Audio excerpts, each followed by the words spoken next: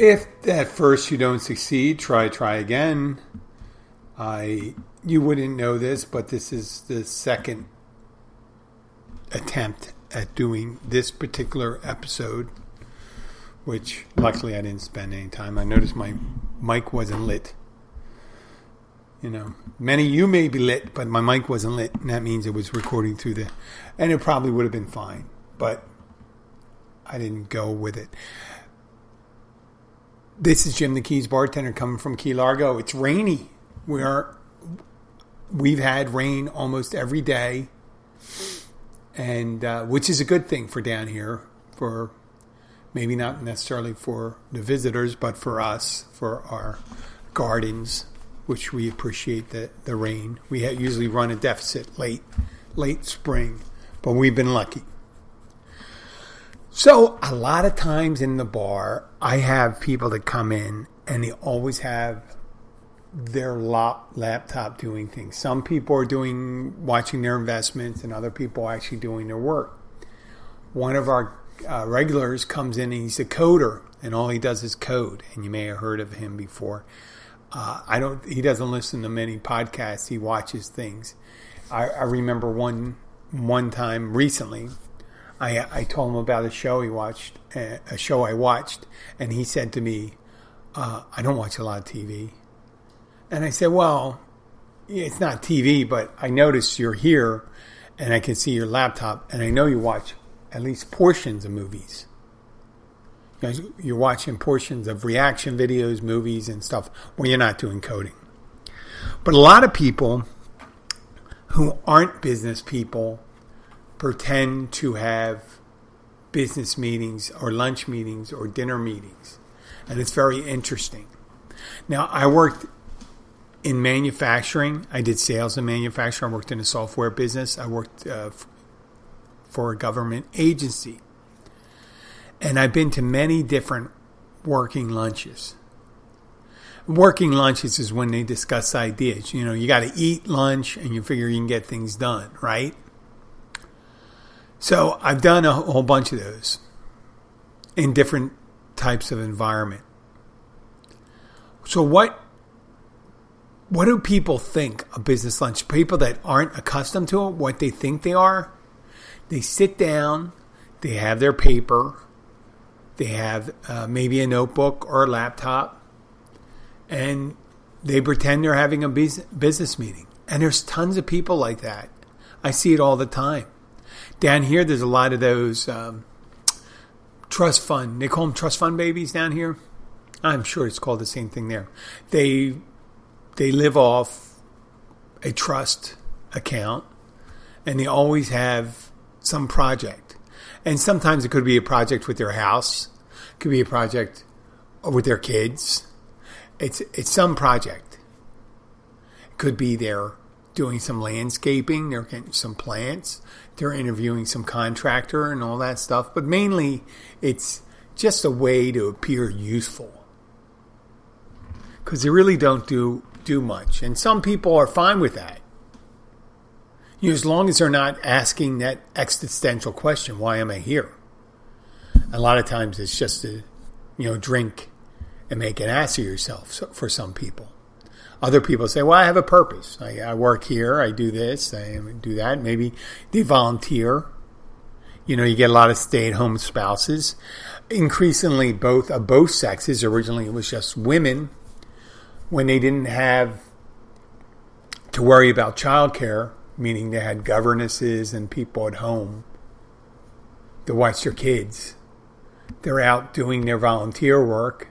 It gives them a little purpose, stuff like that. Guys do it all the time. They have their tea parties. You have women. I end up doing this with women, but guys do it too. They got their fraternal organizations and things like that, Moose Club and service organizations and that. And a lot of them do provide real value for their volunteerism.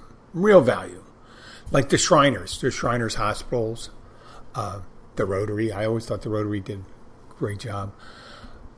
But when you have to really stretch for purpose, that means you're not in your regular life really not doing much, right? You go with someone, you have your notebook. Notebook. Who does notebook anymore? I mean, I write things down for the show because it's more of my creative outlook.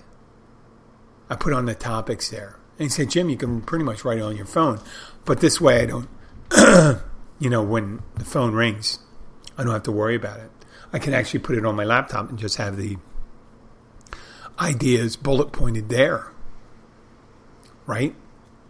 I don't have to really have to write things down. I understand writing is I think for creativity, writing is the way I think. But I've also done the things where I've written in a Word document and printed up the Word document. But I always think when I look at my handwriting, and this is the way I can tell what kind of state of mind I was in when I was writing. It was frenetic or not. So I've done the pretend busy thing before, where I've gone out and I had my notebook and my small laptop or Chromebook and did things that I was planning on, and this is what I do and all that.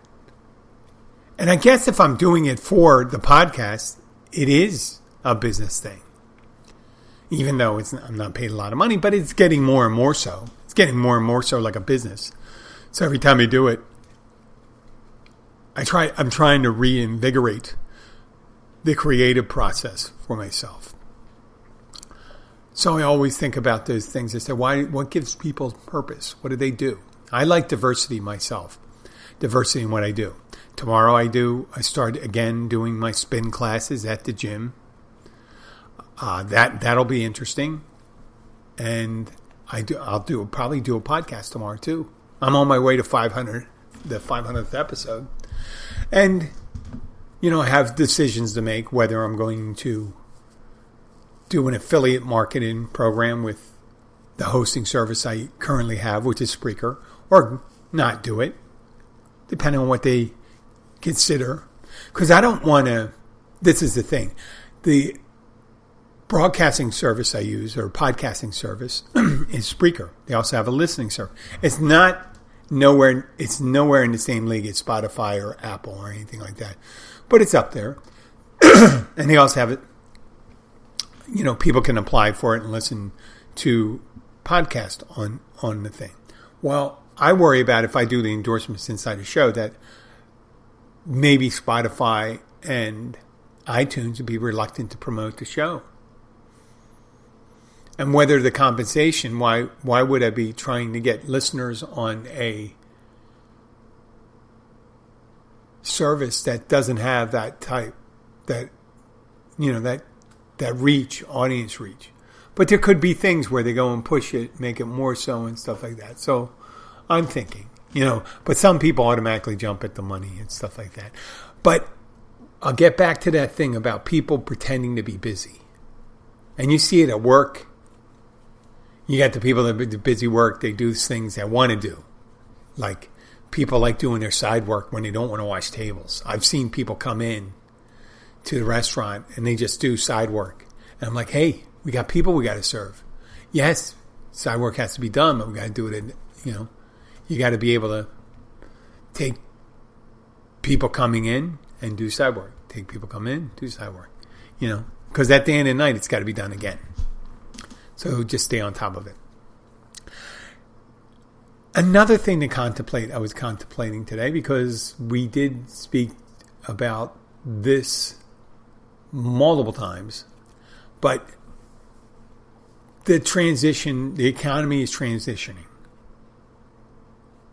And if you think how it transitioned over hundreds of years, we went from like a home-based industry economy where most of the things were built either by the person, if you have a house, let's say a cottage, and you're a peasant in the 1500s, late Middle Ages in England. Most of the things you come in contact with are things you've created yourself.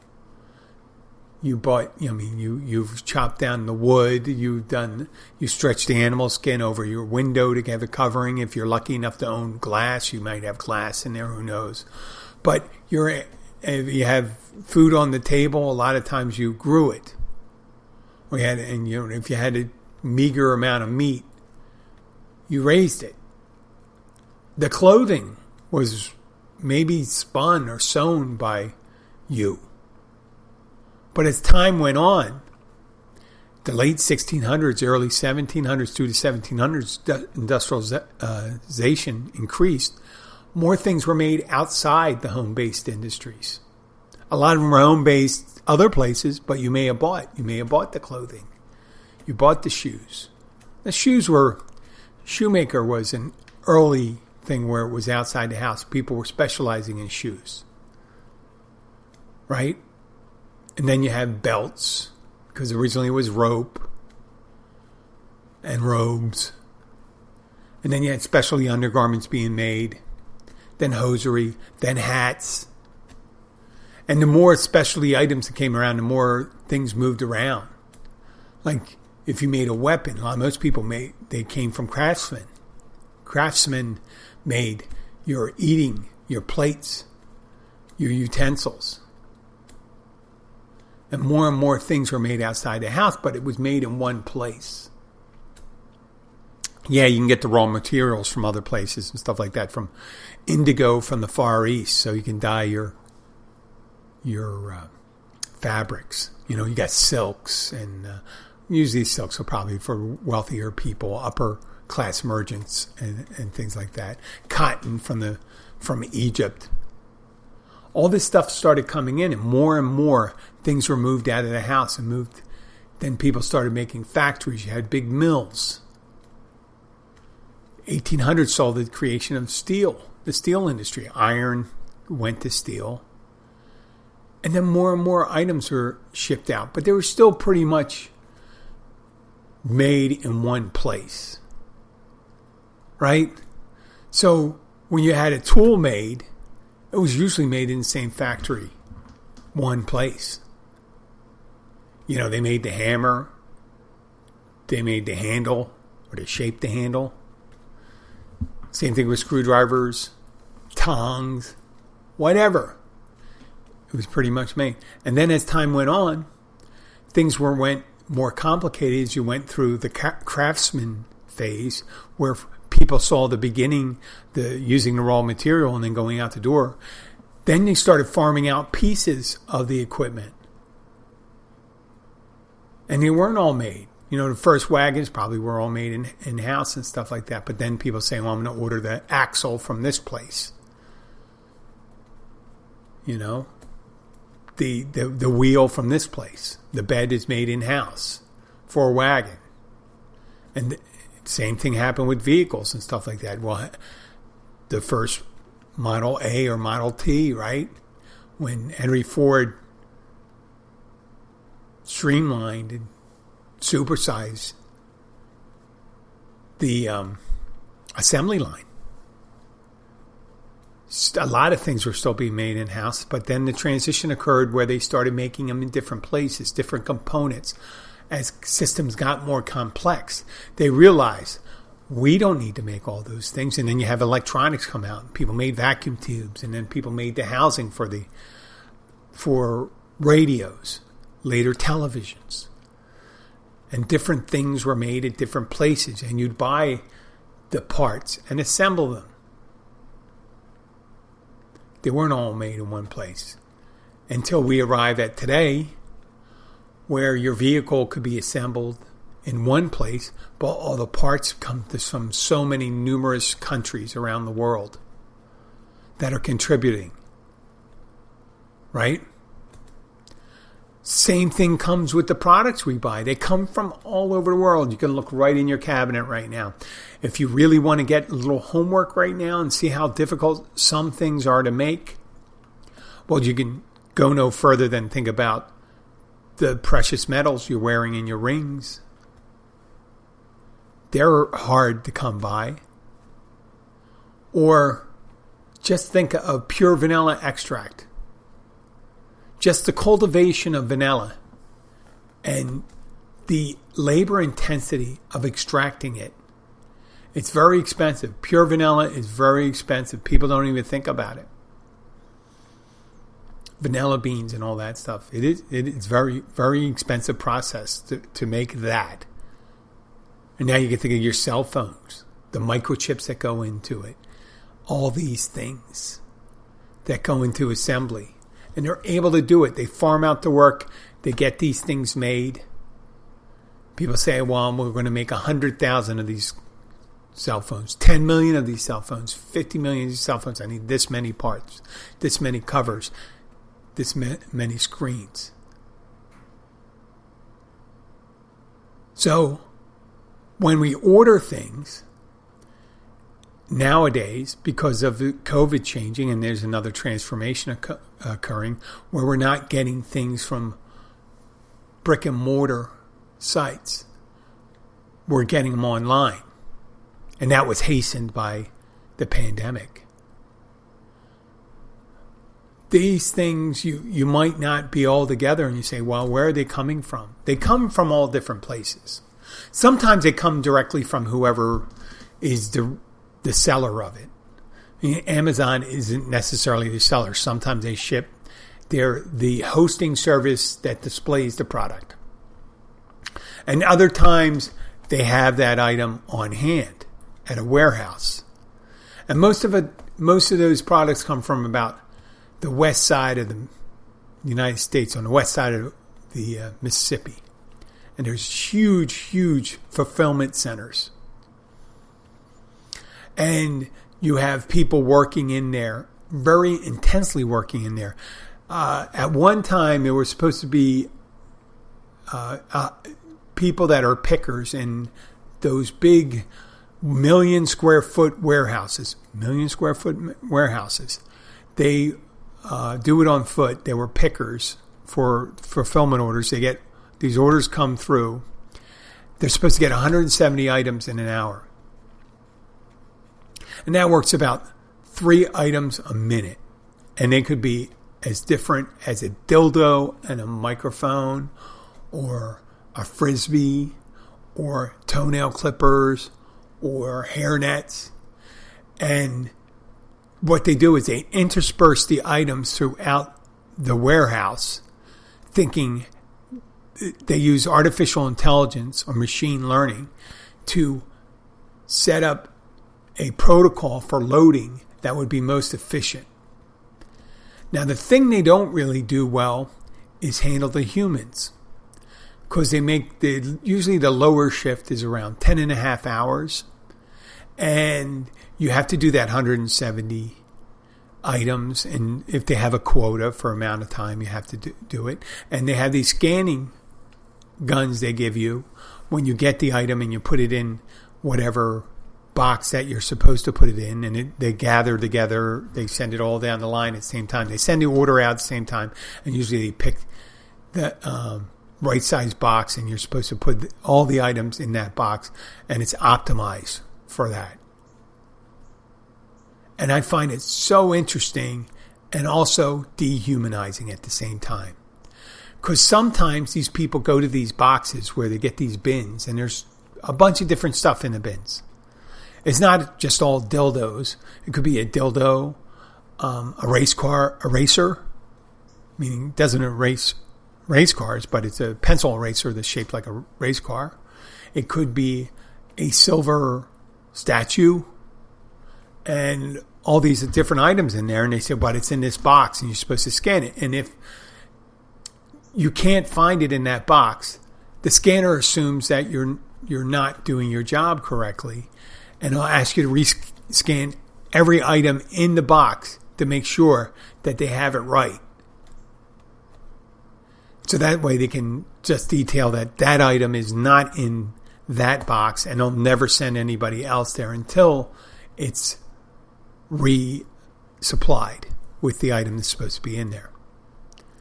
But we don't know when we order these things. I'm waiting for a cell phone with the protective glass cover and the clear plastic case around it to arrive today. And they're all arriving at the same time, even though they weren't all ready to go, because they could have shipped it out. I ordered it, today's Wednesday? I ordered it on Friday, and it shipped out on Monday night. So, or Tuesday. I think it was it from the Miami fulfillment center. It could have came from it shows that it's shipped or something like that. But I don't know. And I do care. I care about how people work, about, how they feel about their work. And it seems awfully brutal. In retail, if you think about it, retail, you had a lot of other things. You had things on display, and you had to have a salesperson to ring it up and things like that. With Amazon, they don't have a person ringing up. You're the cashier.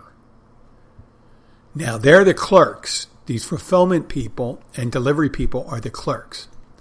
And it's much more efficient. They're just loading these things into it. There was originally Best Buy was like that. I think it was. And it's amazing that Best Buy's still around.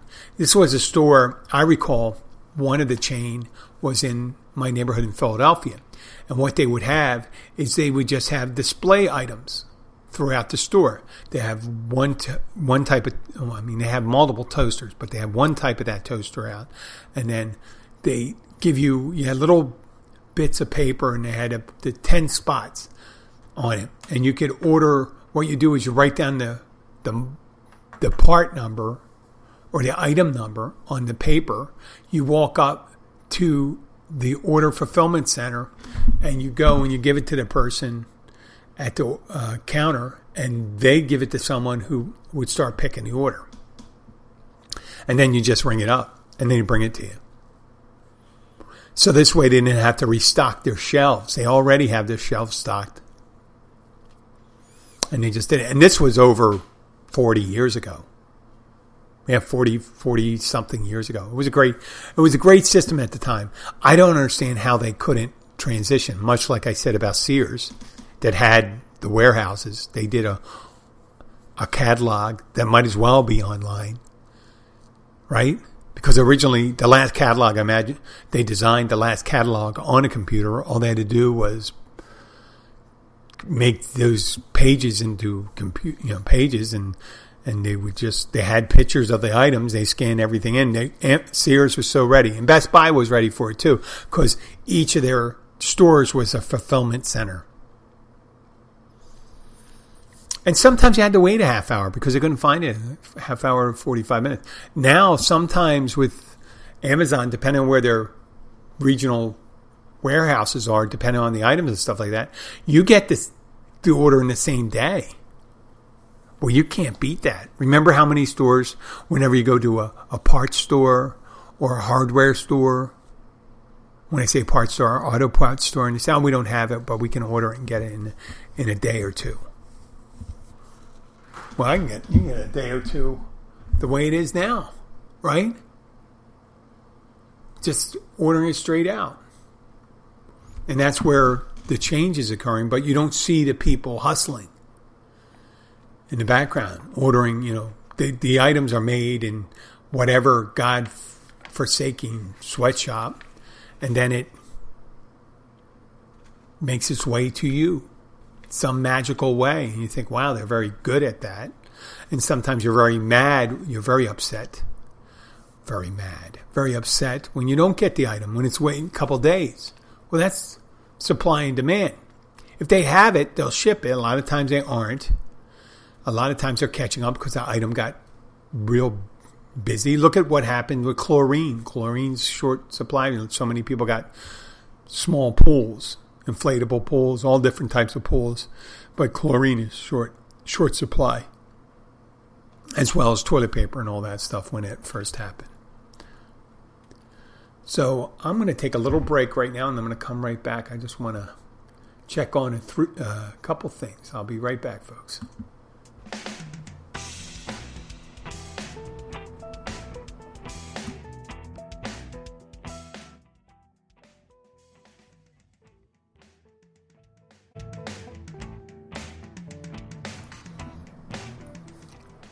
Okay, and we're back. I turned down that music. Our microphone's still hot.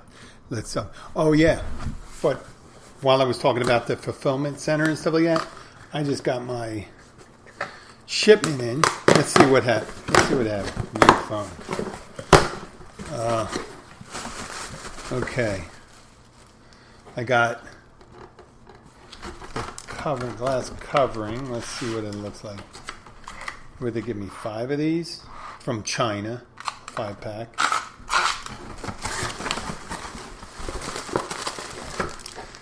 Got the clear plastic case, the mobile case, and let's see. Oh, the deceptively smaller bag for the cell phone. Let's see what that looks like. They give you, obviously, they give you a new charger. 2 new chargers. I don't get this one. Oh, wow! They sent an adapter plug. I'm wondering what the hell that's all about. Because they sent me a regular plug and an adapter plug. Let's see the cell phone. I'm going to have to plug this in. Okay. Oh, it's in a new case. Contact carrier to register me. No service. GMS only. Not Verizon Sprint. Yeah. Read. Please use dummy IMEI below if only your carrier does not accept IMI. Let's see. What is... Oh. Let's see what happens. Yep. Boy, it's a nice box. You know, it's really hard to not open something you receive. Right? Yeah, it said I had to have a 5G. I mean, look. Let me see. Oh, there's already a plastic case on it. Well, I got 2 plastic cases. What the hell? Big screen. Looks like it's pretty much charged up.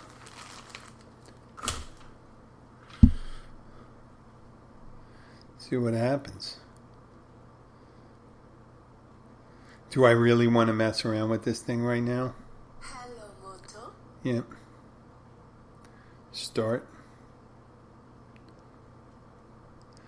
Oh, yeah, I'm going to have to get involved with it. I'm going to charge this sucker up. Power off. Yeah, I don't need to get involved with this stuff right now. I'll do it later because I'm with you guys. I'm not with someone else. So here we are. I got all these things delivered at the same time. I really don't understand what that little adapter plug. What the hell is with that? Oh, wait. It's an adapter for if someone brought a European charge. I don't get this. Huh.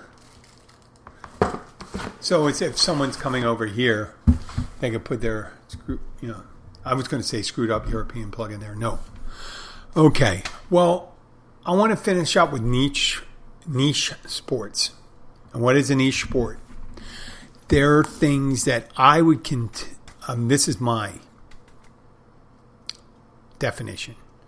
A very small population or percentage of population plays. Now, if you're a country the size of China or India, and that's the major thing, like field hockey is a niche sport in the United States, but it's a big deal in India. They play it there. They also play something called shinty in Scotland and Ireland, and it's field hockey that involves tackling shoulder to shoulder, and you can use your stick to tackle someone or block somebody, which is different from field hockey. So a niche sport, I'll give you an example.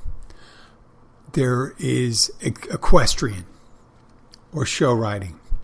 That's a niche sport. America Cup sailing, because there's only a certain amount of people that can do it.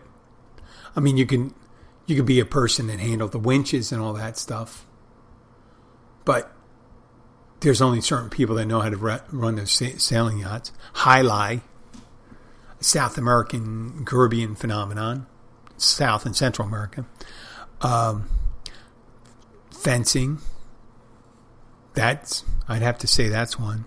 Drag racing. Christ. Who's this? Oh, Tavernier. I'm going to put in a pause to see what this is all about. I'll be right back. Okay. We're back. That was my daughter calling me, telling me that it's her end of the year free day where they do their sports. Oh, wait. Here she goes. She sent me a message. And dodgeball, which is another niche sport. And I have to call it, there are niche sports that are accessible, like frisbee, froth. It's not that hard to get involved in that. But these other ones, drag racing, NASCAR, fencing, you can make a fencing sword maybe out of an old car antenna. But it's usually for the upper class.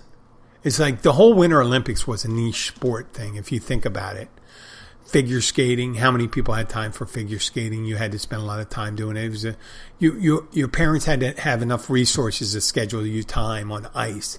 And hockey was a lot like that, unless you grew up in like Canada or Sweden or Russia, where you could spend 8 months on the ice, or 6 months on the ice of the year. But these other sports, NASCAR, you have a feeder system. Yeah, they have a minor league system. They have the races on Fridays or Saturdays. But the feeder systems, you have to have money. You have to have an endorser in order to race. And not everyone's exposed to it. Like tennis and swimming and bowling and ping pong. Even bowling, you have to be near a bowling alley. But soccer, basketball, soccer, you just need the ball, really. Basketball, you need the ball and a hoop, right? Football, you could use equipment and stuff like that, but, to play it the way it's supposed to be. Track and field, sneakers, some of the equipment like a javelin or shot put, which is kind of niche-y, but it's not that hard. You just get a rock that weighs 8 pounds and you pretty much, that's it. Even gymnastics has a feeder system. But equestrian, you need to be on the horse and all that stuff.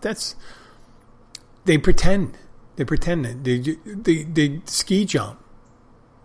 How many people in their life have ski jump? Yeah, it's a thrill sport and stuff like that. You can go and do it. It does show that you're dumb enough to go off a high jump on skis and land on a slippery surface. That takes some skill.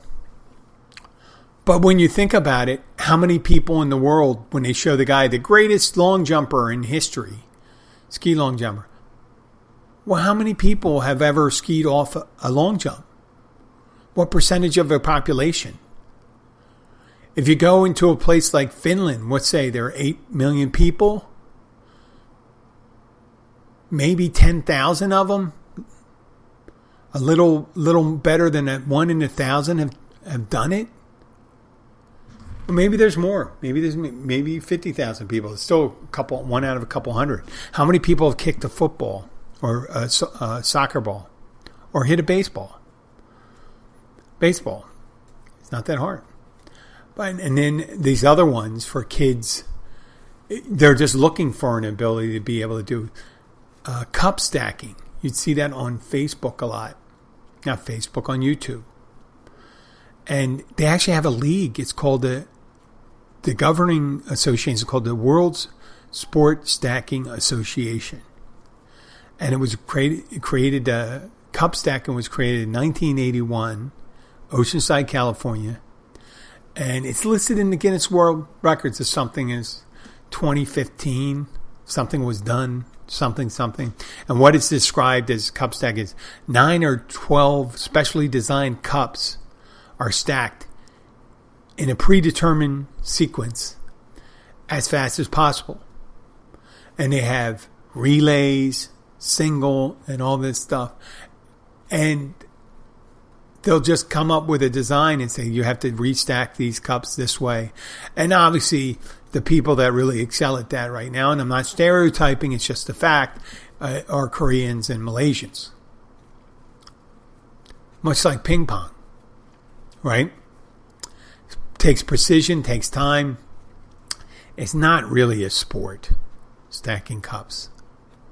It's like you're searching for something.